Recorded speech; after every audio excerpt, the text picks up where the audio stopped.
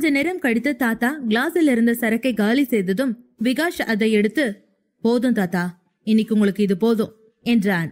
அப்போது தாத்தா கோபமாக, இல்ல, நான் மயங்க் பையகிட்ட கொஞ்சம் பேசணும், இன்னொரு பை கூத்து என்றார். அப்போது உடனே மயங்க் வேகமாக, இல்ல தாத்தா, நாம நாளைக்கு பேசலாம். இன்னைக்கு பிரதாப் மாமாவும் இங்க வந்திருந்தாரு. உங்களுக்கும் சரக்கு கொடுத்தோன்னு தெரிஞ்சது. எங்க கதை அவ்வளவுதான். நீங்க வயசுல பெருசுன்னா அதுக்காக நீங்க நினைச்ச மாதிரி எல்லாம் பண்ண முடியாது என்றான். தாத்தா குடிபோதையில், என்னது, பிரதாப் வந்தானா? சரி சரி, எனக்கு பயமா இருக்கு. பார்த்தா திட்டியே போதை இறக்கிடுவான். மோரோ எலும்பச்சம்பழமோ தேவையே இல்ல என்றார்.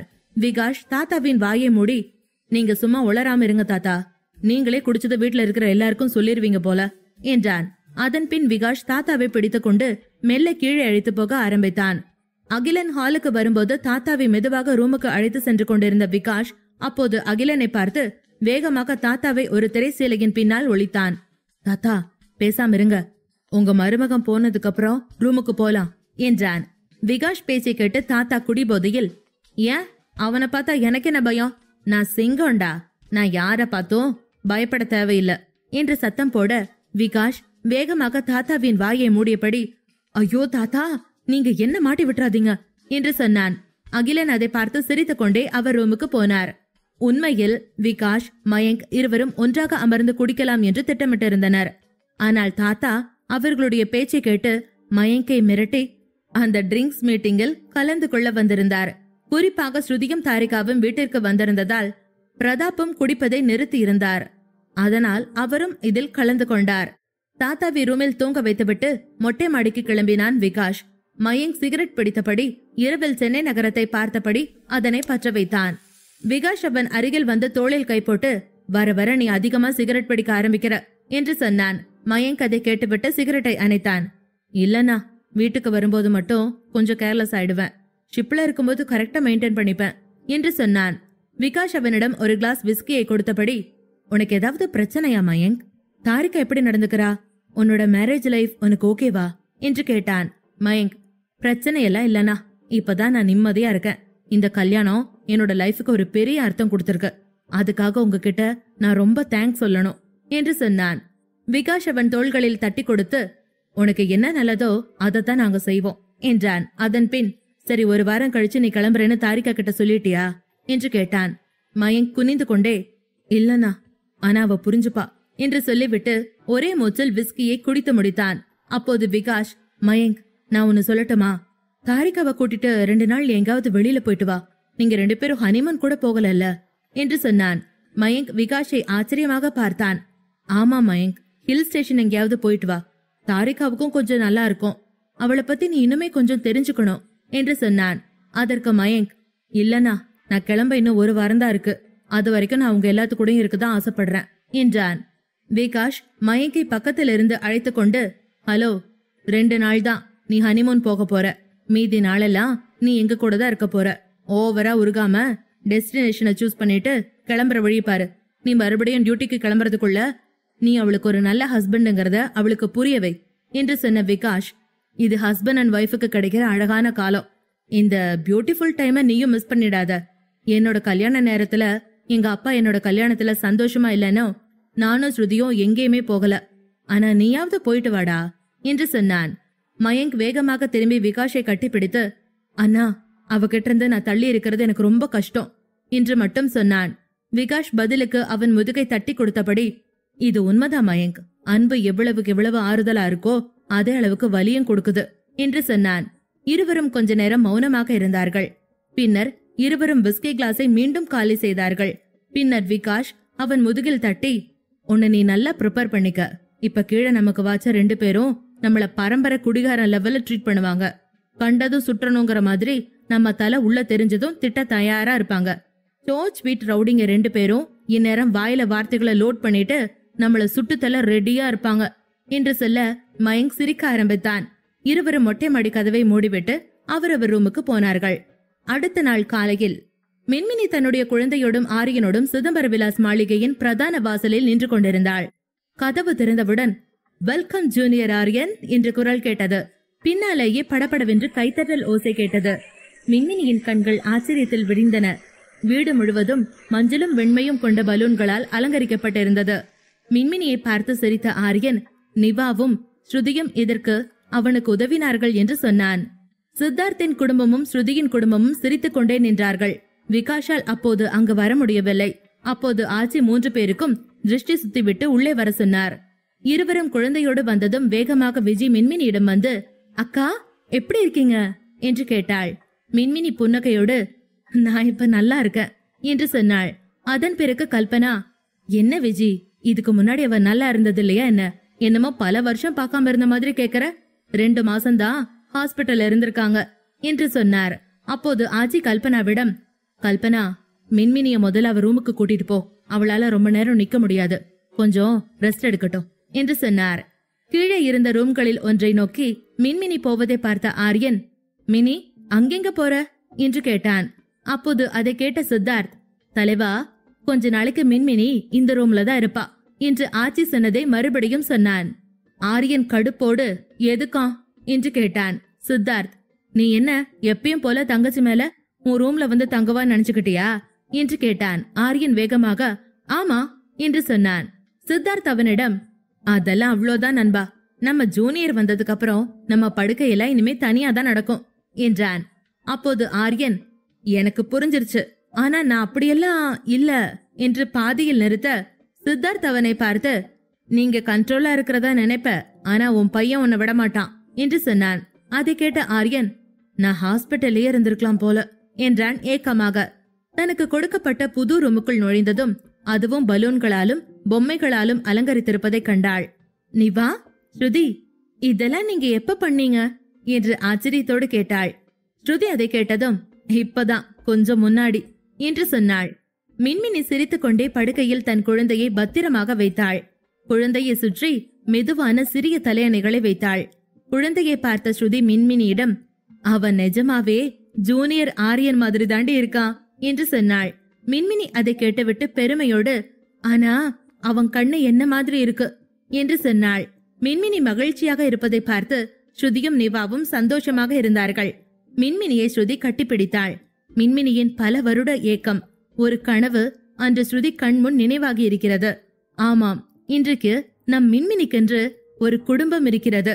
ஆரியன் அங்கு வரும்போது மின்மினி குழந்தைக்கு பால் கொடுக்க ஆரம்பித்திருந்தாள். ஆரியன் உள்ளே வருவதை பார்த்ததும், ஓகே, நாம கிளம்பலாம், நமக்கு இங்க வேலை இல்ல என்று ஸ்ருதி சொன்னாள். அதை கேட்ட மின்மினி, என்னாச்சு என்று குழப்பமாக கேட்க, ஸ்ருதி அவள் கன்னங்களை பிடித்து இழுத்து, உன்னை பாத்துக்க வேண்டியவங்க வந்துட்டாங்க, அது மட்டும் இல்லாம எங்க குழந்தைங்களும் எங்களை மிஸ் பண்ணுவாங்க என்று சொன்னாள் ஸ்ருதி. மின்மினி அதை கேட்டுவிட்டு, கரெக்ட், நீங்க கிளம்புங்க என்றாள். நிவாசினி வேண்டுமென்றே, ஒரு ஃபார்மாலிட்டிக்கு கூட இருன்னு சொல்ல மாட்டேங்கிற பாத்தியா, செல்ஃபிஷ் பொண்ணு என்று கிண்டல் செய்தபடி அங்கிருந்து கிளம்பினாள்.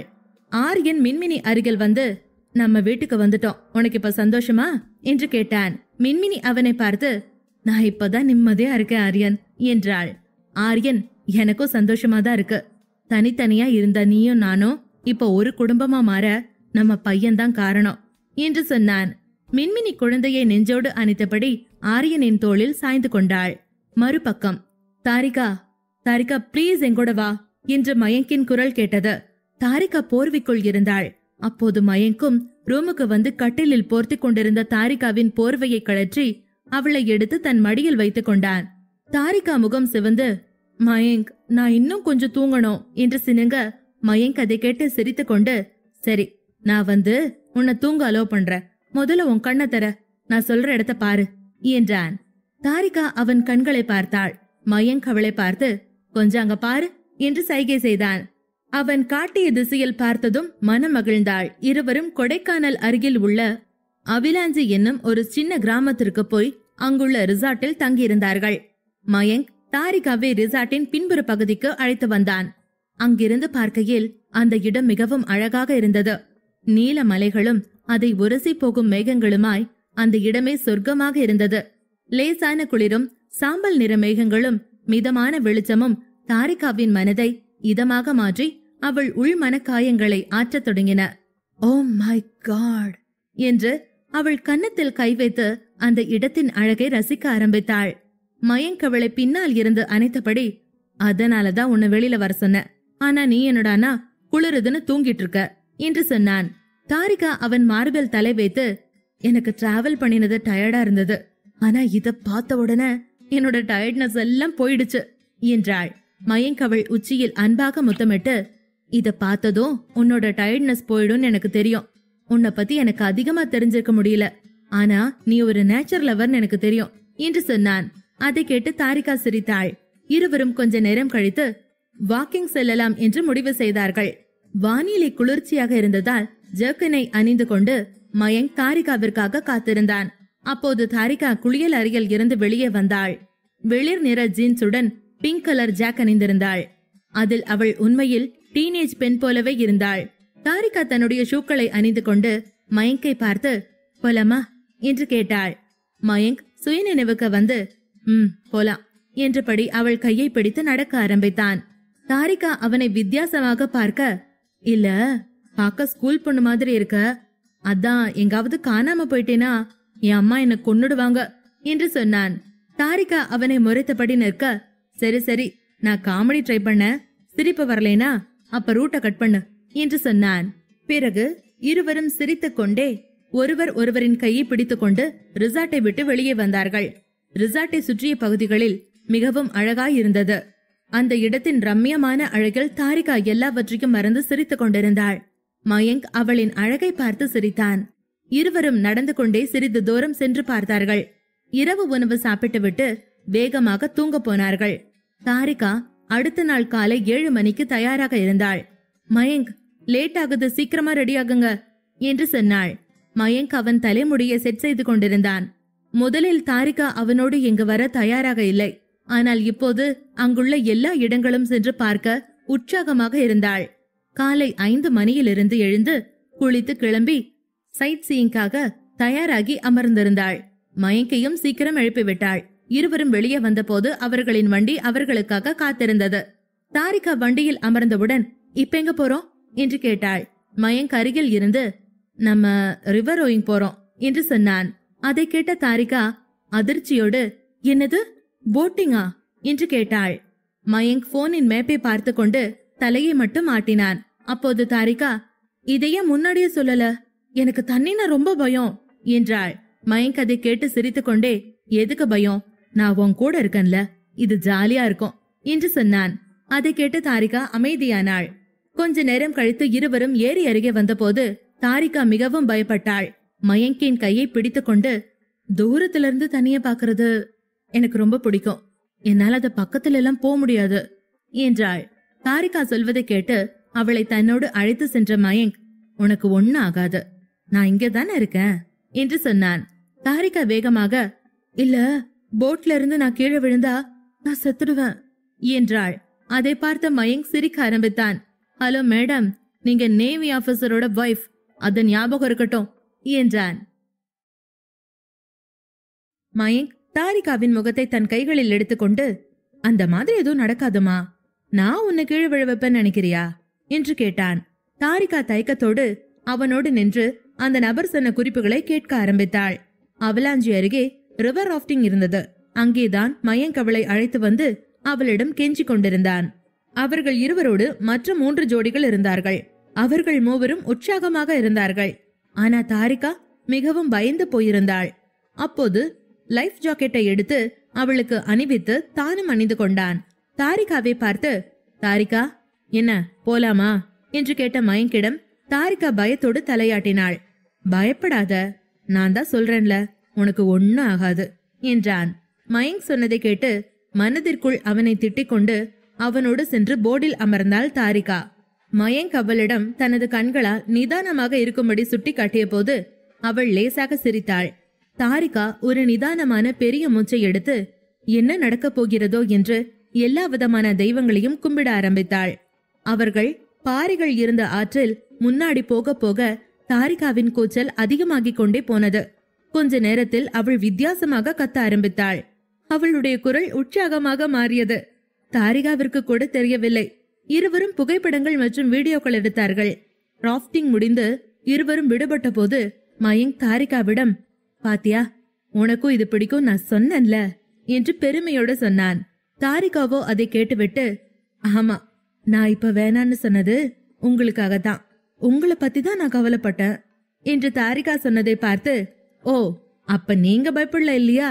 மேடம் என்ன பத்தி தான் கவலைப்பட்டீங்களா என்று கேட்டான். இல்ல, உண்மைய சொல்லணும்னா நீங்க என் கூட இருந்தீங்க, அதனாலதான் நான் பயப்படல என்று தாரிகா சொன்னாள். அதன் பிறகு அவள் மயங்கை பார்த்து சிரிக்க தொடங்கினாள். சரி, அடுத்த அட்வென்ச்சருக்கு ரெடியாகு என்றபடி இன்னொரு இடத்திற்கு ஜீப்பில் பயணித்த தாரிகாவும் மயங்கும் அந்த இடம் வந்தவுடன் இறங்கினர். அது பாராகிளைடிங் எனப்படும் பலூன் மூலம் மலை மீது பறந்து வேடிக்கை பார்க்கும் இடம். அதையும் தாரிகா கொஞ்சம் கூட எதிர்பார்க்கவே இல்லை. நீங்க என்ன கொல்லணும்னு நினைச்சுதான் இந்த இடத்துக்கு கூட்டிட்டு வந்தீங்களா என்று மயங்கோடு சத்தம் போட ஆரம்பித்தாள். மயங்க் சிரித்து கொண்டே, இதெல்லாம் நீ அதிகமா யோசிக்கிறதுக்கான அடையாளம். இங்க உள்ள எல்லாரும் செத்துருவாங்கன்னா இங்க எதுக்கு வந்திருக்காங்க என்று கேட்டான். தாரிகா அவனை பார்த்து, இல்ல, நீங்க நிஜமாவே என்ன கொல்லணும்னு ஆசைப்படுறீங்க என்று சொன்னான். மயங்க் சிரித்தபடி அவளை தன் கைகளில் எடுத்துக்கொண்டான். இருவருக்கும் சேர்த்து பெல்ட் போடப்பட்டது. அது கொஞ்சம் வித்தியாசமான பலூன் போல பெரிதாக இருந்தது. அதனோடு அதனை கட்டுப்படுத்தும் பயிற்சியாளர் ஒருவர் உடன் இருந்தார். தாரிகா மயங்கை இறுக்கமாக பிடித்துக் கொண்டாள். பறக்க ஆரம்பித்தவுடன் கண்களை மூடி அலறத் தொடங்கினாள். மயங்க் அவள் கைகளை பிடித்துக் கொண்டு, ஹேய், கண்ணை திறந்து பாரு, உனக்கு ரொம்ப ரொம்ப பிடிச்ச மேகத்துக்கு பக்கத்துல நம்ம போயிட்டு இருக்கோம் என்று சொன்னான். தாரிகா அதன் பிறகு கண்களை திறந்து வேடிக்கை பார்க்க ஆரம்பித்தாள். ஒரு பள்ளத்தாக்கு மேலே அவர்கள் பறக்க ஆரம்பிக்கும் போது தாரிகா உண்மையிலேயே பயந்து போய் கத்த ஆரம்பித்தாள். அதன் பிறகு கண்களை இறுக மூடிக்கொண்டவள் தான் இறங்கும் வரை எதையுமே பார்க்கவில்லை. அதன் பிறகு இறங்கி திரும்பி வந்தவுடன் தாரிகா மயங்கிடமிருந்து விலகி, இனிமே நீங்க எங்க போறேன்னு முன்னாடியே சொல்லிருங்க, இந்த மாதிரியெல்லாம் அட்வென்ச்சர் எல்லாம் என்னால பண்ண முடியாது என்று சொன்னாள். எங்காவது நல்ல அமைதியான இடத்திற்கு அழைத்து போவான் என்று அவள் எதிர்பார்த்திருக்க, ஆனால் இன்றைக்கு போன இடம் எல்லாமே சாகசமாக இருந்தது. அதன் பிறகு ரிசார்ட்டிற்கு வந்து இரவு உணவு சாப்பிட்டு விட்டு ரூமுக்கு வந்ததும் தாரிகா உடை மாற்ற போனாள். அப்போது அன்றைக்கு தாரிகாவோடு இருந்த அழகான நினைவுகளோடு மயங்க் திரும்ப திரும்ப யோசித்து அதற்குள் மூழ்கி போனான். தாரிகாவை இங்கே கூட்டிக் கொண்டு வந்த அவனுடைய திட்டம் நன்றாக வேலை செய்து கொண்டிருந்தது. அவன் மிகவும் மகிழ்ச்சியாக இருந்தான். அதே நேரம் இருவருமே ஒருவருக்கொருவர் நல்ல நேரத்தை செலவிட ஒரு நல்ல வாய்ப்பும் கிடைத்தது. தாரிகா பாத்ரூம் கதவை திறந்து வெளியே வந்தபோது மயங்க் இந்த எண்ணங்களில் மூழ்கி இருந்தான். தாரிகா ஒரு அழகான லாவெண்டர் நிற இரவு ஆடையை அணிந்திருந்தாள். கொஞ்ச நேரம் கழித்து மயங்கும் ஆடை மாற்றிக்கொண்டு படுக்கையில் படுத்துக் கொண்டான். பின்னர் தாரிகா அவன் அருகில் வந்து அவனது மார்பை தொட மயங்க் அவளை தன் கைகளில் எடுத்துக்கொண்டு, ஆமா, இந்த அட்வென்ச்சர் டே எப்படி இருந்துச்சு என்று கேட்டான். அந்த குரலில் இருந்த குறும்புகளை உணர்ந்த தாரிகா, யூஸ்லெஸ் மயங்க், நான் சொன்ன எதையுமே நீங்க கேட்கல என்றாள் கோபமாக. மயங்க் அதை கேட்டுவிட்டு முதலில் சிரித்தான். அதன் பிறகு, சீரியஸா கேக்குறேன் தாரிகா, உண்மையை சொல்லு, உனக்கு அதெல்லாம் புடிச்சதா இல்லையா என்று கேட்டான். தாரிகா அவனை பார்த்து, நிஜமா சொல்லணும்னா செம த்ரில்லா, ரொம்ப சூப்பரா இருந்துச்சு என்று சொன்னாள். அதன் பிறகு மௌனமாகிய அவளை அணைத்து கொண்ட மயங்க் அவளது மௌனத்தை புரிந்து கொண்டு, உனக்கு பிடிச்சிருந்தா எதுக்கு இவ்ளோ அமைதியா இருக்க என்று கேட்டான். தாரிகா அதை கேட்டுவிட்டு, நான் ஒன்னு சொல்லட்டுமா என்றாள். மயங்க் கனிவாக, சொல்லுமா, கேக்குறேன் என்றான். தாரிகா மயங்கின் கண்களை எக்கி பார்த்து, நீங்க டியூட்டிக்கு போகாதீங்க, இப்படியே என் கூடவே இருங்க என்றாள். அதை கேட்ட மயங்க் அவளை மீண்டும் தன் கைகளுக்குள் பொருத்தி கொண்டு, ஆமா, நான் போறேன்னு உங்ககிட்ட எப்ப சொன்னேன்? நம்ம 2 பேரும் இன்னொரு 2 நாள் இங்கதான் இருக்க போறோம். இங்க இருக்கிற வரைக்கும் என்னோட டியூட்டி பத்தி பேசாத என்று சொன்னான். இல்லங்க, நீங்க இன்னும் 1 மாசமாவது என் கூட இருக்கணும்னு கேக்குறேன் என்று தாரிகா சொன்னாள். தாரிகாவின் கண்களில் வழிந்த கண்ணீரை துடைத்தவன், நீ நிஜமாவே குழந்தைதான், சின்ன சின்ன விஷயத்துக்கெல்லாம் அழற என்றான். தாரிகா அதை கேட்டு, இது சின்ன விஷயமா என்று அழுது கொண்டே பேச ஆரம்பித்தாள். இந்த மாதிரி எல்லாம் என்கிட்ட ஆசை காட்டிட்டு என்னை விட்டுட்டு போனா அது எனக்கு எவ்வளவு கஷ்டமா இருக்கும் தெரியுமா? என்னை எதுக்கு இங்க கூட்டிட்டு வந்தீங்கன்னு எனக்கு புரியல என்றாள் தாரிகா. தாரிகா, நீ என்ன வேணா சொல்லு, நான் மட்டும் உன்னை விட்டுட்டு தனியா போகணும்னு ஆசைப்படுறேன்னா என்ன? அதுக்கு கம்பல்ஷன் இருக்கு. அதுக்காக தான் நான் போறேன். உன்னை என் கூட கூட்டிட்டு போகலாம், ஆனா என்னோட டியூட்டி ஷிப்ல இருக்கும். உன்னை என்னால 24 மணி நேரமும் அங்க வச்சிருக்க முடியாது. அப்ப நீ நேவி குவார்டர்ஸ்ல தனியா தான் இருக்கணும். அது உனக்கு செட் ஆகாதுமா என்று சொன்னான். ஆனால் தாரிகா அழுதபடி இருக்க, 6 மாசம் கண்ணை மூடி திறக்கிறதுக்குள்ள போயிடும் என்றவன் பேச்சை மாற்றி, சரி, பகல்ல நிறைய அட்வென்ச்சர் பண்ணிட்டோம், நைட்ல சில அட்வென்ச்சர் பண்ணலாமா என்றான். தாரிகா அழுகையை நிறுத்திவிட்டு திகைத்து போய் மயங்கை பார்த்தாள். இந்த ராத்திரியில் என்ன அட்வென்ச்சர்? நடுக்காட்டுல புலிக்கு நடுவுல கம்பி மேல நடந்து போறதா என்று கோபமாய் கேட்டாள். மயங்க் அவளை பார்த்து சிரித்துவிட்டு, நீ ரொம்ப ஓவர் திங்க் பண்றேன்னு சொன்னது உண்மைன்னு ப்ரூவ் பண்ணிட்டே இருக்க. நான் சொன்ன நைட் அட்வென்ச்சரே வேற என்றபடி அவளுடைய இடுப்பை பிடித்து கீழே இறக்கி அந்த அட்வென்ச்சரை சொன்னனே என்றபடி லைட்டை அணைத்தான். அடுத்த 2 நாட்கள் தாரிகாவும் மயங்கும் அவிலாஞ்சி, ஊட்டி, மசனகுடி போன்ற இடங்களில் சுற்றி பார்த்துவிட்டு பிறகு வீடு திரும்பினார்கள். மீதமுள்ள 2 நாட்களில் மயங்க் தன்னுடைய குடும்பத்தாரோடு கழித்தான். அடுத்த நாள் அவன் போக வேண்டும். அதனால் எல்லோரும் அவனோடு சிரித்து பேசிக் கொண்டிருந்தனர். தாரிகாவிற்கு உள்ளுக்குள் மிகவும் வருத்தமாக இருந்தது. இந்த 1 மாதம் எப்படி முடிந்தது என்று கூட அவளுக்கு தெரியவில்லை. இரவு உணவு முடிந்ததும் தாரிகா அவர்களுடைய ரூமுக்கு வந்தாள். மயங்க் படுக்கையில் அமர்ந்திருந்தான். தாரிகாவை பார்த்து அவளை மடியில் அமர்த்தி கொண்டு, நீ எதுக்கு இவ்ளோ லேட்டா வர என்று கேட்டான்.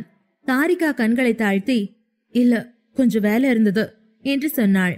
கடைசியா சொல்றேன், என் கூட இருக்கிற டைம நீ குறைக்காத தாரிகா என்று மயங்க் சொன்னான். தாரிகா சரி என்று தலையாட்டினாள். அவளை கட்டிலில் அமர வைத்தவன், கண்ண மூடு, நான் உனக்காக ஒன்னு வாங்கிட்டு வந்தேன் என்றான். அதன் பின் தாரிகா கண்ணை மூட மயங்க் மண்டியிட்டு கையில் இருந்த குட்டி பாக்ஸை திறந்தான். அதில் நீல நிறக்கள் பொருத்தப்பட்ட மோதிரம் ஒன்று இருந்தது. மயங்க் அவள் கையை பிடித்து அந்த விரலில் மோதிரத்தை அணிவித்து, ஐ love you Tharika, I love you so much என்றான். தாரிகா அவன் சொல்வதை கேட்டு அவனுடைய கண்களையும் தன்னுடைய கையையும் மாறி மாறி பார்க்க ஆரம்பித்தாள். மயங்க் காதலோடு, இது நடுக்கடல்ல பகல் நேரத்துல இருக்கிற ப்ளூ கலர், இத பாக்குறப்பெல்லாம் நான் எங்க இருப்பேன்னு உனக்கு ஞாபகம் வரணும். நான் இந்த மோதிரத்தோட நேரத்துல இருக்கிற கடல்ல உன்னோட ஞாபகத்தோட பயணிச்சிட்டு இருப்பேன்னு நீ என்ன நினைச்சுக்கணும் என்றான். தாரிகாவுக்கு அவனிடம் சொல்வதற்கு எந்த வார்த்தையுமே கிடைக்கவில்லை. மயங்க் அவளுடைய நிறமாற்ற வாழ்க்கையில் அவனது காதலின் நிறத்தை சேர்த்து அவள் வாழ்வை வானவில் போல மிகவும் அழகாக மாற்றியிருந்தான். இன்னொரு பக்கம் ஆரியன் தன்னுடைய ஐயா மற்றும் மகாதேவனுடன் கோர்ட்டுக்கு வெளியே வந்தான்.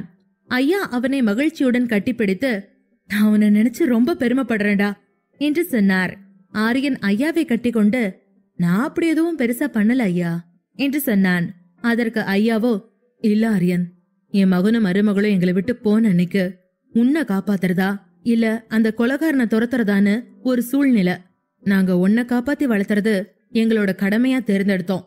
அன்னைக்கு எங்களால செய்ய முடியாதத இன்னைக்கு நீ பண்ணிட்ட என்று ஐயா உணர்ச்சி வசப்படுவதை பார்த்த ஆரியன் மறுபடியும் அவரை கட்டிப்பிடித்து அரவணைத்தான்.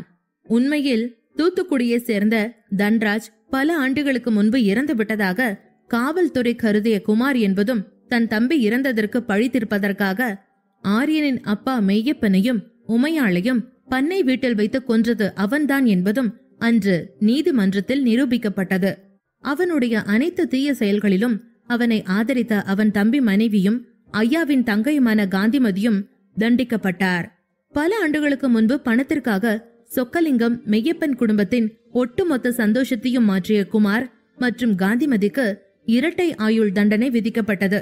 இவ்வளவு நாட்கள் குற்றவாளிகள் சுதந்திரமாக சுற்றித் திரிந்ததால் பரோலில் வெளியில் வர முடியாத அளவிற்கு அவர்களை உள்ளேயே லாக் செய்தார் நீதிபதி. சித்தார்த் ஆரியனை கட்டிப்பிடித்து வாழ்த்து சொன்னான்.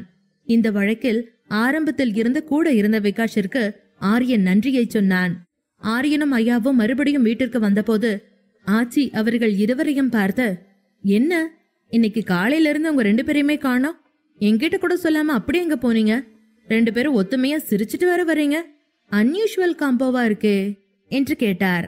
அப்போது ஆரியன், இத பத்தி உங்க புருஷன் உங்ககிட்ட சொன்னா நல்லா இருக்கும், நான் போய் என் பொண்டாட்டிக்கிட்டையும் என் குழந்தைகிட்டையும் சொல்லிட்டு வரேன் என்று சொல்லிவிட்டு மின்மினியின் ரூம் நோக்கி போனான். அவன் போவதை பார்த்த ஆச்சி ஐயாவின் அருகில் நின்று கொண்டு, இங்க பாத்தீங்களா, இந்த புது அப்பாவோட ஆக்டிவிட்டிஸ் எல்லாம் ரொம்ப வித்தியாசமா இருக்கு, என்னென்னமோ பேசுறான் என்றார். அதை பார்த்து ஐயா சத்தமாக சிரித்தார். இன்று அவரால் தன் மகிழ்ச்சியை தாங்கிக் கொள்ள முடியவில்லை. ஆச்சியிடம் தன் மகிழ்ச்சியை பகிர்ந்து கொண்டார். அதை கேட்ட ஆச்சியும் உணர்ச்சி வசப்பட்டார். ரூமுக்குள் வந்த ஆரியன் மின்மினியிடம் விவரத்தை சொன்னான். மின்மினி ஆரியனை கட்டிக்கொண்டு சந்தோஷத்தில் முத்தமிட ஆரம்பித்தாள். அப்போது அவர்களின் குழந்தை அவர்கள் இருவரையும் பார்த்து சிரித்தது. மயங்க் நேவிக்கு போய்விட்டான். ஆனால் தாரிகா அவனுடன் தொடர்ந்து தொலைபேசியில் பேசிக் கொண்டிருந்தாள். தாரிகா முன்போல அமைதியாக இல்லாமல் வீட்டில் உள்ள அனைவரோடும் பழகி இப்போது படிப்பில் மும்முரமாக இருக்க ஆரம்பித்தாள். ஆரியனின் அடம் தாங்காமல் சில வாரங்களுக்கு பிறகு மின்மினி மீண்டும் ஆரியனுடைய ரூமுக்கு போய்விட்டாள். அன்று அவர்களுடைய மகனுக்கு பெயர் சுட்டும் விழா நடைபெற்றது. ஐயா ஆரியன் மின்மினி குழந்தைக்கு அத்வைத் என்ற பெயரை வைத்தார். அத்வைத் ஆரியன் என்று 3 முறை அவன் காதில் அழைத்தார். ஆரியன் மற்றும் மின்மினி இருவருக்கும் அந்த பெயர் பிடித்திருந்தது. அத்வைதம் என்றால் இரண்டும் ஒன்றுதான் என்று அர்த்தம். மின்மினியும் ஆரியனும் அவர்கள் காதலால் இணைந்து ஒரு உயிரை உருவாக்கி இருந்தார்கள். அதனால் அந்த பெயர் அவனுக்கு பொருத்தமாக இருந்தது. வீட்டில் உள்ள எல்லோருக்கும் அன்று இனிப்பு வழங்கப்பட்டது. மொத்த குடும்பத்தின் சந்தோஷமும் தித்திப்பாய் ஒவ்வொருவர் நாவிலும் திகட்ட திகட்ட இறங்கியது. தித்திக்கிதை கதைக்கு இவ்வளவு நாட்கள் ஆதரவளித்த எல்லோருக்கும் நன்றி. இந்த காதல் பயணம் இன்னும் சில அத்தியாயங்களுக்கு பிறகு முடிவடைய போகிறது. இந்த கதை உங்களுக்கு எதனால் பிடித்திருந்தது என்று கமெண்ட் பாக்ஸில் சொல்லுங்கள். ஆனால் உங்களுக்கும் எனக்குமான பயணம் ஒரு எழுத்தாளராக இத்தோடு முடியவில்லை. அடுத்து விரைவிலேயே மற்றொரு கதையில் உங்களை சந்திக்கிறேன். இப்போது உங்களுக்கான இன்னொரு காதல் கதையை நான் இங்கு சொல்ல வருகிறேன். ரகசிய சிநேகிதனே என்ற மற்றொரு காதல் கதையை உங்கள் பாக்கெட் எஃப்எம்மில் கேட்டு மகிழுங்கள். 6 மாதங்கள் கழிந்திருந்தது. ஆரியன், விகாஷ், சித்தார்த் மூவரும் கோவா விமான நிலையத்திற்கு வெளியே நின்று கொண்டிருந்தார்கள். மயங்க் அவர்களை பார்த்ததும் மகிழ்ச்சியாக அவர்களை நோக்கி வர ஆரம்பித்தான். ப்ரோஸ், என்ன சர்ப்ரைஸ் எல்லாம் பண்றீங்க என்று கத்தியபடி வந்தான். சத்தம் கேட்டு ஆரியன், சித்தார்த் மற்றும் விகாஷ் மயங்கை பார்த்து புன்னகைத்தார்கள். அப்போது ஸ்ருதி, நிவாசினி, மின்மினி மூவரையும் விட்டுவிட்டு மயங்க் வேகமாக சென்று தாரிகாவை கட்டி கொண்டான். மயங்கை பார்த்த சித்தார்த் விகாஷிடம், ஹலோ, என்னது நம்மள பார்த்து ஓடி வருவான்னு பார்த்தா அங்க போயிட்டான் என்றான். மூவரும் மயங்கை பார்த்து சிரிக்க ஆரம்பித்தபடி அவனை நோக்கி போனார்கள். தான் எல்லோருக்கும் நடுவில் இருப்பதை மயங்க் இப்பொழுது உணர்ந்து கொண்டதால் கொஞ்சம் வெட்கப்பட்டான். 6 மாதங்களுக்கு பிறகு தாரிகாவை பார்த்தவன் உண்மையிலேயே தன்னை மறந்து போயிருந்தான். அவர்கள் எல்லோரும் அவர்களுடைய நீண்ட நாள் கனவான கோவாவை பார்க்க வந்திருந்தார்கள். மின்மினி ஆரியனிடம் நாம் ஒரு சாதாரண ஜோடி போல பழக வேண்டும் என்று இன்னொரு கண்டிஷன் போட்டிருந்தாள். ஆரியன் முதன்முறையாக பாடிகார்ட்ஸ் இல்லாமல் அவர்கள் அனைவரோடும் வந்திருந்தான். நால்வரும் அவரவர் வண்டியில் அமர்ந்து ஹோட்டலுக்கு புறப்பட்டனர். ஆரியன் மடியில் குக்குவுடன் விளையாடி கொண்டிருப்பதை பார்த்த மின்மினி, ஆரியன், இது நம்ம குழந்தைக்கு ஃபர்ஸ்ட் டிராவல். குழந்தை எவ்வளவு ஹாப்பியா இருக்கு பாருங்க என்று சொன்னாள். அதை கேட்ட ஆரியன் குக்குவின் கன்னத்தில் முத்தமிட்டு, அப்பாவும் மகனும் கோவா ட்ரிப்னா ஜாலியா தான் இருப்பாங்க, அப்பா மாதிரியே இருக்கடா நீ என்றான். குக்குவிற்கு 7 மாதங்கள் ஆகியிருந்தன. இப்போது வா போ என்றுதான் பேச ஆரம்பிக்கிறான். இது அனைத்தும் அவனுக்கு பிடித்த வார்த்தைகள். ஆரியனையும் மின்மினியையும் இந்த வார்த்தைகளால் தான் அவன் அழைத்தான். முதலில் அன்று ஓய்வெடுத்துவிட்டு அடுத்த நாளிலிருந்து சுற்றி பார்க்கலாம் என்று எல்லோரும் முடிவு செய்திருந்தார்கள்.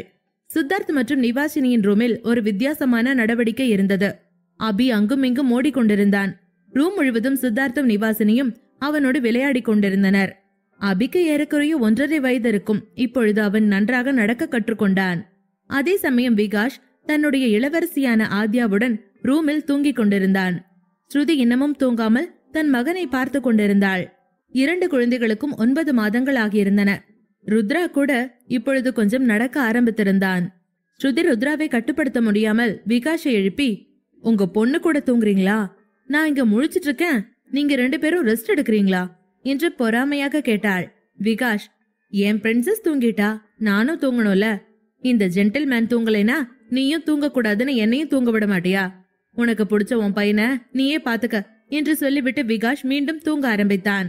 எப்படியோ இரவு கடந்து விடியற்காலை வந்தவுடன் அனைவரும் வாக்கிங் செல்ல ஆரம்பித்தார்கள். சூரிய ஒளியை தடுக்க பெரிய தொப்பி மற்றும் சன்கிளாஸ்களுடன் மிடி போன்ற ஆடைகளை பெண்கள் 4 அணிந்திருந்தார்கள். இதில் சித்தார்த், ஆரியன், மயங்க் மற்றும் விகாஷ் கோவாவிற்கே உரிய பூ போட்ட ஷர்ட் ட்ரவுசருடன் அனைவரும் கடற்கரைக்கு செல்ல ஆரம்பித்தனர். கடற்கரையை அடைந்த பிறகு 4 ஆண்களும் ஒருவருக்கொருவர் தங்களுக்கு பிடித்தமான ட்ரிங்க்ஸை எடுத்துக்கொண்டு குடிக்க ஆரம்பித்தார்கள். அதே நேரத்தில் பெண்கள் தங்களுடைய குழந்தைகளை பார்த்து கொள்ள சித்தார்த் கண்களை 4 பக்கமும் சுழல விட்டபடி, கோவா கோவா தாண்டா, பார்க்கவே எவ்வளவு குளுகுளுன்னு ரொம்ப கிரீனிஷா இருக்கு என்று சொன்னான். விகாஷ் சித்தார்த் கண்கள் போகும் திசையை பார்த்தான். அங்கே பிகினியில் சுற்றித் திரிந்த பெண்களை காட்டி அவன் பேசியதை கண்டு விகாஷ் வேகமாக, என்னம்மா நிவா, என்ன வேணும் என்று கேட்டான். சித்தார்த் பயத்தோடு திரும்பி, நிவாஷினியா, எங்க நிவா எங்க என்று பதறினான். அதை பார்த்து விகாஷ் சிரிக்க ஆரம்பிக்க சித்தார்த் அவனை நோக்கி பாய்ந்தான். அவனிடமிருந்து தப்பிக்க விகாஷ் வேகமாக எழுந்து ஓடினான். அதே சமயம் மயங்க் தாரிகாவை எல்லோரிடமிருந்தும் பிரித்து அழைத்து கொண்டு இன்னொரு பக்கம் போனான். இருவருக்கும் 1 மாதத்திற்கு முன்புதான் முதல் திருமண ஆண்டு விழா நடந்தது. ஆனால் மயங்கால் அதற்கு கூட வர முடியவில்லை. அதனால் இருவருமே அதை கொண்டாட முடியாமல் இருந்தார்கள். மயங்க் தாரிகாவை தண்ணீருக்குள் தள்ள தள்ள இருவரும் கொஞ்ச தூரம் தனியாக போயிருந்தார்கள். தாரிகா சினுங்கியபடி, நீங்க ரொம்ப மோசம் என்று அழ ஆரம்பித்த போது மயங்க் வேகமாக அவளிடம் வந்தான். தாரிகா சிரித்துக் கொண்டே தண்ணீருக்குள் மயங்கை பிடித்து தள்ளிவிட்டு வேகமாக வெளியே வந்தாள். மயங்க் நீருக்குள் இருந்து எழுந்து, தாரு, நீ ரொம்ப ரொம்ப அறிவாளி ஆயிட்ட போல, என்னையே ஏமாத்திரியா என்று கேட்டபடி தாரிகாவை தன் கைகளில் தூக்கி கொண்டு மறுபடியும் தண்ணீருக்குள் தூக்கி போட்டான். இன்னொரு பக்கம் ஆரியன் குக்குவை வைத்துக் கொண்டிருந்த மின்மினியை அடைந்தான். ஆரியனை பார்த்ததும் குக்கு திடீரென்று கண் கைகளை அசைத்து சிரிக்க ஆரம்பித்தான். மின்மினி சிரித்தபடி, 24 மணி நேரமும் உன் கூட நான் இருக்கேன், ஆனா உங்க அப்பா வந்தாதான் நீ சந்தோஷமா இருக்கல்ல என்று டிபிக்கல் அம்மாவாக மாறி பொறுமினாள். அதன் பின் ஆரியனை பார்த்த மின்மினி, ஆமா, கோவால பார்க்க வேண்டிய விஷயங்கள் நிறைய இருக்குன்னு டபுள் மீனிங்ல பேசிட்டு இருந்தீங்களே, எதையும் பார்க்கலையா? உங்க பையனை பார்க்க வந்துட்டீங்க என்று கேட்டாள். ஆரியன் புன்னகைத்தபடி, இல்லம்மா, நான் உன் பையனை பார்க்க வரல, உன்னை பார்க்க வந்தேன். உன்கிட்ட பார்த்து ரசிக்க இன்னுமே 1000 விஷயங்கள் புதுசு புதுசா இருக்கு என்றான். மின்மினி அதை கேட்டு வெட்கத்தோடு அவன் மார்பில் முகத்தை மறைத்தாள். அப்போது குக்கு அழ ஆரம்பித்தான். ஒருவேளை தன்னுடைய அப்பாவும் அம்மாவும் தன்னை கண்டுகொள்ளாமல் போவது அவனுக்கு பிடிக்காமல் இருக்கலாம். அவனுடைய சத்தம் கேட்டு இருவரும் வேகமாக எழுந்திருக்க மின்மினி அவனை தன் மடியில் அமர்த்தி கொண்டு சமாதானம் செய்தாள். எங்க காதலுக்கு ஒரிஜினல் வில்லனே நீதாண்டா. எப்ப உங்க அம்மா பக்கத்துல போனாலும் அழுது ஊற கூட்டி என எல்லார்கிட்டையும் காட்டி கொடுக்கறல்ல என்று செல்லமாக பிள்ளையின் கன்னத்தை தட்டினான். மின்மினி, எதுக்கு பிள்ளை திட்டுறீங்க? அவன் பாவம் என்று சொன்னபடி அவன் உச்சியில் முத்தமிட்டாள். 6 வருடங்கள் கழிந்திருந்தது. அப்போது அத்வைத் ஏறக்குறைய 6 வயது குழந்தை. தோட்டத்தில் அங்கும் இங்கும் ஓடிக்கொண்டிருந்த போது அவனுடைய அம்மா, குக்கு ஸ்டாப் பண்ணு, ஓடாத, எனக்கு டயர்டா இருக்கு என்று சொன்னாள். இல்ல, எனக்கு ஸ்வெட்டர் வேண்டாம், நான் உன்கிட்ட வரமாட்டேன் என்று சொல்லிக்கொண்டே பெரிய தாத்தாவிடம் ஓடினான் அத்வைத். குழந்தையை மடியில் வைத்துக் கொண்ட ஐயா, ஏன் குக்கு அப்படி எங்க ஓடுற என்று கேட்டார். பெரிய தாத்தா, நான் அம்மா கிட்ட இருந்து ஓடுறேன், தயவு செஞ்சு நான் ஒழிச்சு வைங்க என்று சொன்னான்.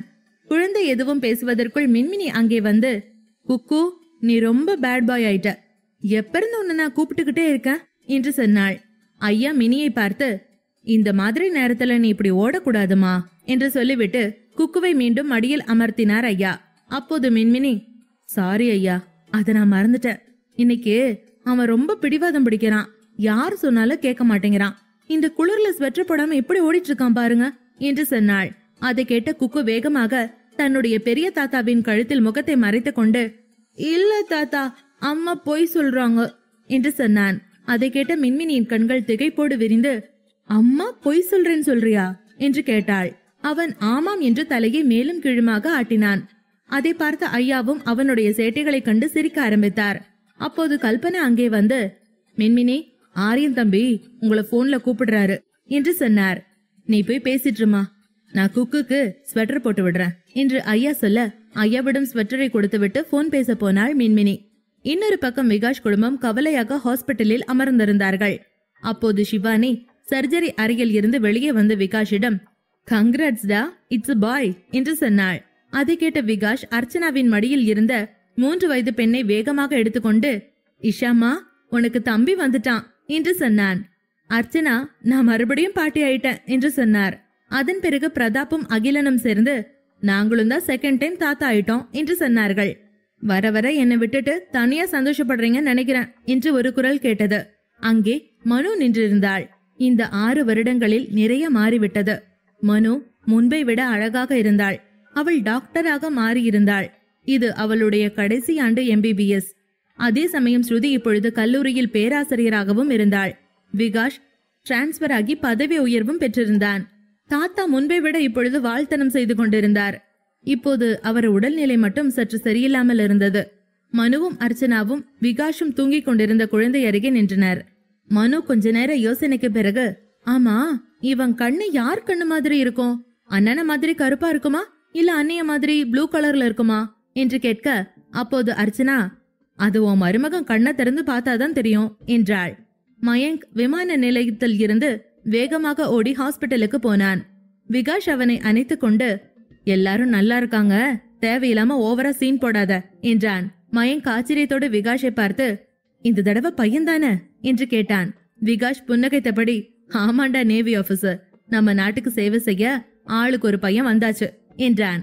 மயங்க் வேகமாக உடைக்கவசம் மாற்றி கைகளை சுத்தம் செய்து குழந்தைக்கு அருகே போனான். சாரிடா தம்பி, பிளைட் கொஞ்சம் லேட் ஆயிடுச்சு, அதுக்குள்ள நீ பிறந்துட்ட என்றபடி அதன் பிறகு தாரிகாவின் அருகில் வந்து குனிந்து அவள் கையை எடுத்து தன் கண்களுக்குள் வைத்தபடி, சாரிமா, என் மேல கோவமா என்றான். தாரிகா எதுவும் பேசாமல் இருந்தாள்.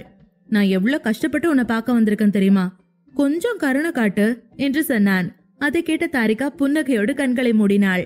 மயங்க் குழந்தையை மெதுவாக வருடியபடி, அப்பா உனக்கும் அம்மாக்கும் ஒரு நல்ல செய்தியோட வந்திருக்கேன். நீ பிறந்த நேரம் அப்பா இனிமே உன்னை விட்டு எங்கேயும் போமாட்டேன், உங்க அம்மா அக்கா கூடவே தான் இருப்பேன் என்று சொன்னான். தாரிகா மயங்கை ஆச்சரியமாக பார்க்க, ஆமா தாரோ, நான் ரொம்ப நாளா கேட்டுட்டு இருந்த டிரான்ஸ்பர் விஷயம் கிடைச்சிருச்சு என்றான். விகாஷ் ஸ்ருதியை அழைத்து போக காலேஜுக்கு வந்தான். ஸ்ருதி வேகமாக, தாரிகாக்கு என்னாச்சு, குழந்தை பிறந்துருச்சா என்று கேட்க, நாம நினைச்ச மாதிரியே ஜூனியர் மயங்க் பிறந்துட்டான் என்று சொன்னான். அதை கேட்ட மகிழ்ச்சியான ஸ்ருதி விகாஷை வேகமாக அணைத்துக் கொண்டாள். கொஞ்ச நேரம் கழித்து இருவரும் பிரிந்து, ஆரம்பத்துல அவங்க வாழ்க்கை இப்படி மாறும்னு நான் நினைச்சு கூட பாக்கல, பயந்துட்டே இருந்தோம். அவங்க லைஃப் இப்படியெல்லாம் பாசிட்டிவா மாறும்னு நான் நினைக்கவே இல்ல. தாரிகா மயங்க லவ் பண்ணுவாளா இல்ல விட்டுட்டு போயிடுவாளான்னு பயந்துகிட்டே இருந்தேன் என்று சொன்னாள். விகாஷ் காரை ஸ்டார்ட் செய்து, உண்மைய சொன்னா நானும் மாமாவும் கூட அப்படிதான் யோசிச்சோம். ஆனா யாருமே எதிர்பார்க்கல அவங்க 2 பேரும் கட்டாய கல்யாணத்தால ஒண்ணு சேர்ந்தவாங்கன்னு நாமெல்லாம் நினைச்சிட்டு பயந்துருந்தோம். ஆனா உண்மை என்னன்னா, அவங்க ஏற்கனவே ஒண்ணு ஆகணுங்கிறது அவங்க விதியில முன்னாடியே எழுதப்பட்டிருக்கு. நமக்கு தான் அதெல்லாம் தெரியாம நாம தான் எல்லாம் பண்ணினதா நினைச்சுக்கிறோம் என்றான். அதை கேட்டு ஸ்ருதி விகாஷின் கையை பிடித்து கொண்டு, அவங்க கல்யாணத்தை கடவுள் முடிவு பண்ணினதா சொல்றீங்க, அப்ப நம்ம கல்யாணம் என்று கேட்டாள். நம்ம 2 பேரும் ஒன்னா இருக்கணும்னு ஏற்கனவே முடிவு பண்ணிட்டோம். அதனாலதான் நான் இவ்வளவு பெரிய சென்னையை விட்டுட்டு போயும் கோயம்புத்தூர்ல போய் என்னோட பெட்டர் ஆஃபர்ஸ் சூஸ் பண்ணிருக்கேன் என்றான். அதை கேட்டு ஸ்ருதி, என்ன புகழ்றீங்களா கேலி பண்றீங்களா என்று கேட்டாள். விகாஷ் சிரித்து கொண்டே, ரெண்டும் இல்ல என்றான். ஸ்ருதி விகாஷை அடித்தபடி, வர வர ரொம்ப பண்றீங்க நீங்க, எப்ப பாரு கோயம்புத்தூர்காரங்களை கிண்டல் பண்ணிட்டு இருக்கீங்க என்றாள்.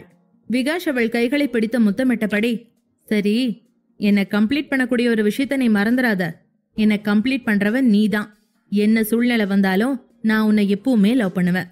ஐ லவ் யூ கோயம்புத்தூர்காரி என்றான் புன்னகையோடு. ஸ்ருதி வெட்கப்பட்டு வேறெங்கோ பார்க்க ஆரம்பித்தாள். அதன் பிறகு சமாதானமான ஸ்ருதி, சரி பசங்க ஸ்கூல்ல இருந்து வந்துட்டாங்களா என்று கேட்டாள். அப்பா 2 பேரையும் நேரம் கூட்டிட்டு வந்திருப்பாரு என்று சொன்னான். இருவரும் வீட்டை அடைந்த போது விகாஷ் ஸ்ருதியை இழுத்து ஆவேசமாக முத்தமிட்டான். ஸ்ருதி, வீட்ல யாராவது பாப்பாங்க என்று சொல்லிக்கொண்டே விகாஷின் முத்தத்திற்கு ஈடு கொடுக்க ஆரம்பித்தாள். அதன் பின் ஸ்ருதி தன்னை சரி செய்து கொண்டு, ருத்ரா என்ன காணாம அழுதுட்டு இருப்பான், நான் முன்னாடி போட்டுமா என்றாள்.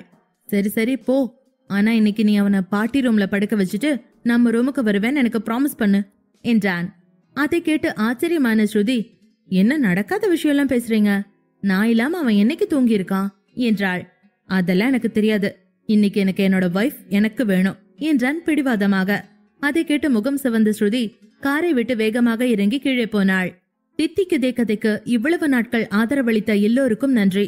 இந்த காதல் பயணம் இன்னும் சில அத்தியாயங்களுக்கு பிறகு முடிவடைய போகிறது. இந்த கதை உங்களுக்கு எதனால் பிடித்திருந்தது என்று கமெண்ட் பாக்ஸில் சொல்லுங்கள். ஆனால் உங்களுக்கும் எனக்குமான பயணம் ஒரு எழுத்தாளராக இத்தோடு முடியவில்லை.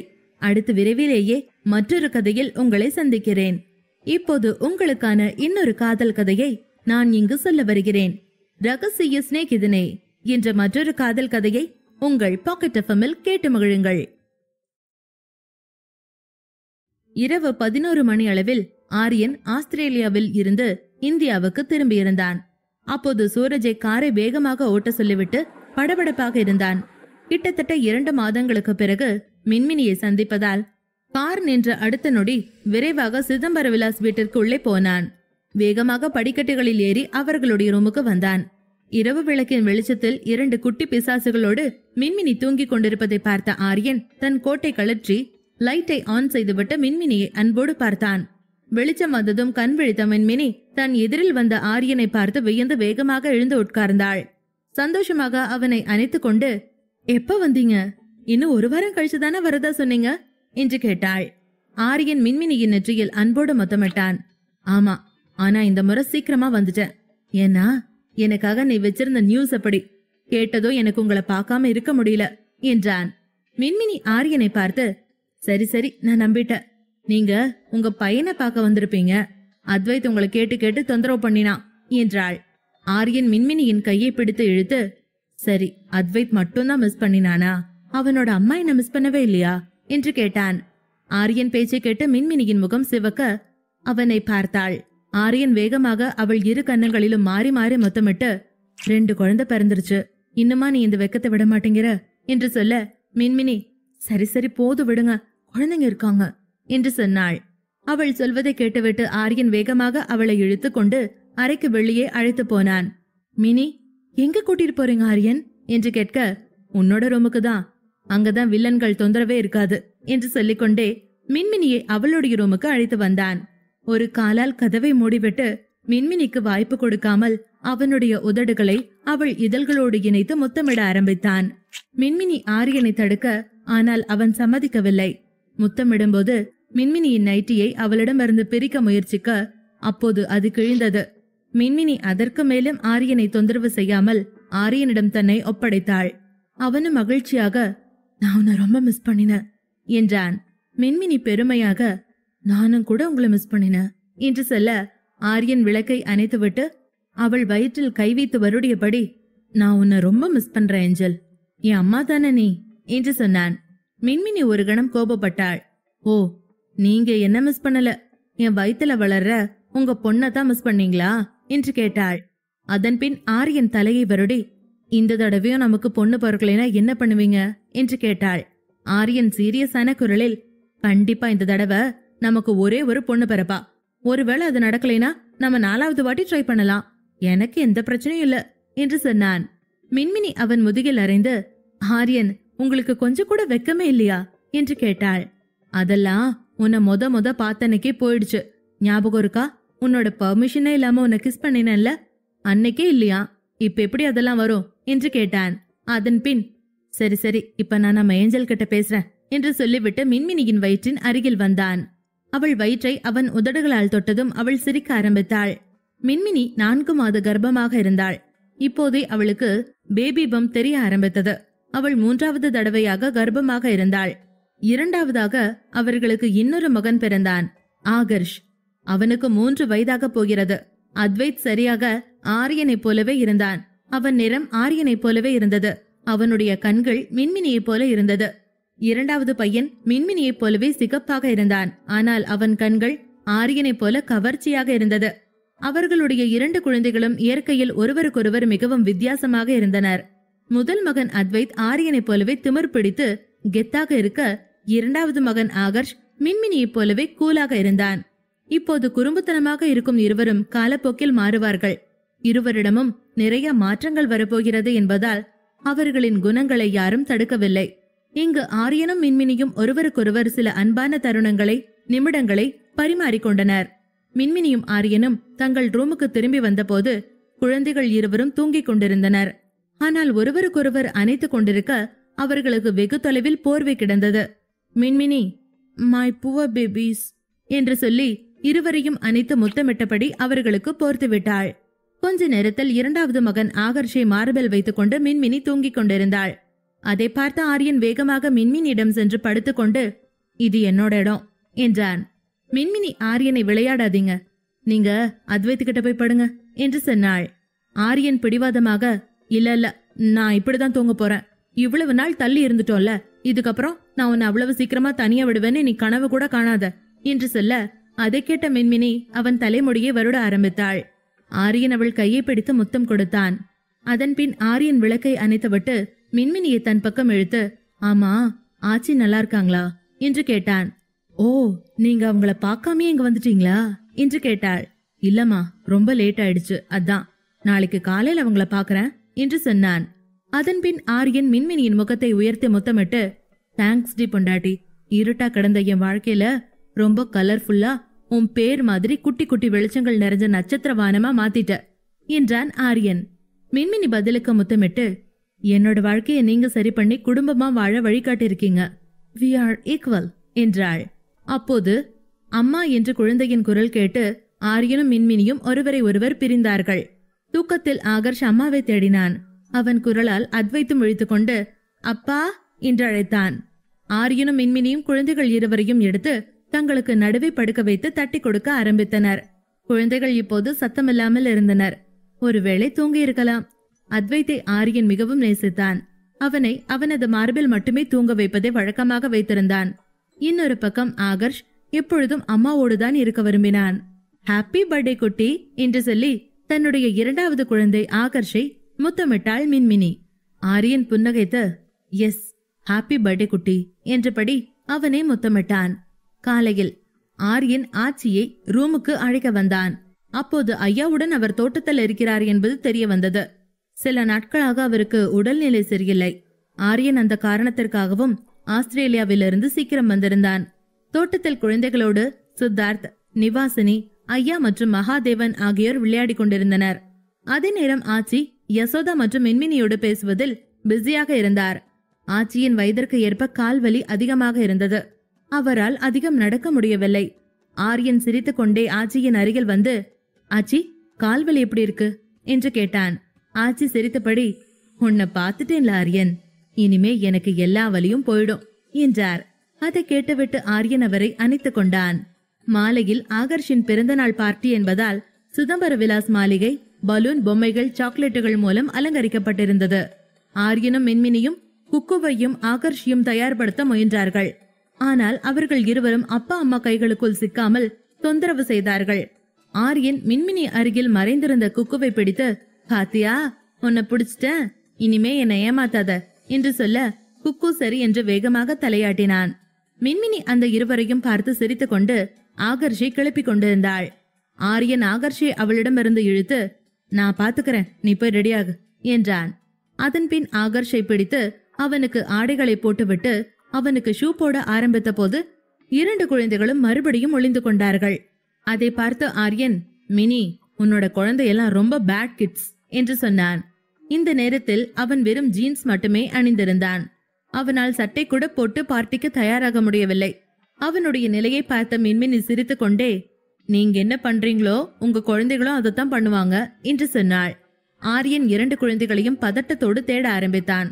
அதன் பின் ஏதோ புரிந்தது போல மின்மினியை தன் பக்கம் இழுத்து, இவங்களை காணோம் மினி, சரி வா நம்ம 2 பேரும் தனியா இருப்போம் என்று சொன்னான். உடனே இரண்டு குழந்தைகளும் அவசரமாக தாங்கள் ஒளிந்து கொண்ட இடத்தை விட்டு வெளியே வந்து, இல்ல எங்க அம்மாவை நாங்க உங்க கூட ஊருக்கு விட மாட்டோம் என்று சொல்லிக்கொண்டே ஆரியனுக்கும் மின்மினிக்கும் நடுவே வந்தன. ஆரியன் வேகமாக இருவரையும் பிடித்து, ஏண்டா அன்பெய்டு வில்லன்களா, உங்க 2 பேருக்கும் நாங்க 2 பேரும் ஒன்னா இருந்தா மட்டும் பொறுக்காதே என்று சொல்ல அத்வைத் ஆரியனிடம், அப்பா நீங்களும் ஊருக்கு கிளம்பாதீங்க என்று சொன்னான். ஆரியன் அவனை கையில் எடுத்துக்கொண்டு, அப்பா உன்னை விட்டுட்டு எங்கடா போறேன், இன்னைக்கு உன்னை பார்க்க தான் வந்திருக்கேன். நான் மட்டுமா, உன்னை பார்க்க யாரெல்லாம் வந்திருக்காங்க தெரியுமா? அபி வந்திருக்கான், இஷா வந்திருக்கா, ருத்ரா வந்திருக்கா, ஆத்யா வந்திருக்கான் என்று சொன்னான். அத்வைத் ஆரியனை கட்டிப்பிடித்து, நிஜமாவா சொல்றீங்க என்று கேட்டான். இந்த முறை மின்மினி அவன் அருகில் வந்து, சரிவா உன்னை நான் ரெடி பண்றேன், அப்பா ஷர்ட் போடட்டும் என்று சொன்னாள். ஆனால் குக்கு வேகமாக, இல்லப்பா நீங்க என்ன ட்ரெஸ் பண்ணுங்க என்று சொன்னான். அப்போது ஆரியன் மின்மினியிடம், சரி நான் இவனை பாத்துக்கிறேன், நீ பர்த்டே குட்டியை தயார் பண்ண என்றான். கொஞ்ச நேரத்தில் ஆரியன் மின்மினி இருவரும் தங்கள் 2 மகன்களோடு பார்ட்டிக்கு வந்தார்கள்.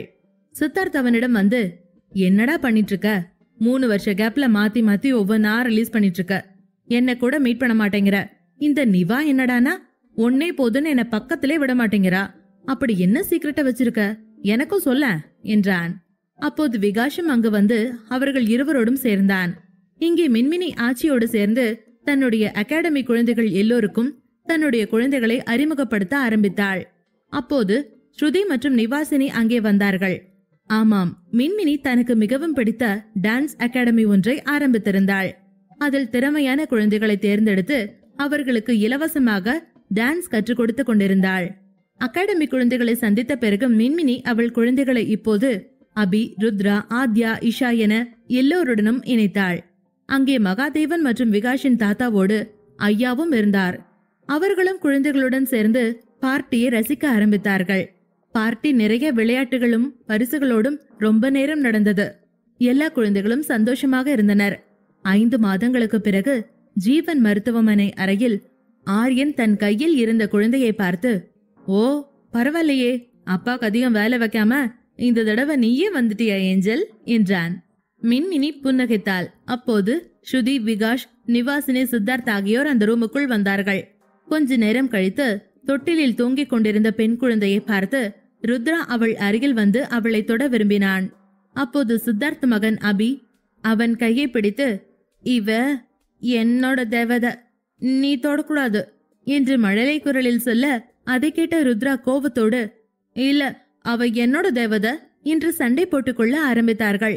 அப்போது குக்கு அவர்களுக்கு நடுவில் வந்து, 2 பேரும் வாய மூடுங்க, இவ என் தங்கச்சி, அவளை என்கிட்ட விட்டுட்டு எல்லாரும் வெளியில போங்க, இது என்னோட தங்கச்சி என்றான். ஆகர்ஷுக்கு இன்னும் பேச்சு சரியாக வரவில்லை. ஆனால் அண்ணன் அத்வைத் பக்கம் போய் பாப்பாவின் தொட்டிலில் இன்னொரு பக்கத்தில் போய் நின்றான். அந்த மூவரின் சத்தம் கேட்டு அனைவரின் கவனமும் அவர்கள் மீது திரும்பியது. அனைவரும் சிரிக்க ஆரம்பித்தனர். மின்மினி மற்றும் ஆரியனுக்கு மகள் பிறந்ததில் ஐயா மற்றும் ஆச்சி இருவரும் மிகவும் மகிழ்ச்சி அடைந்தனர்.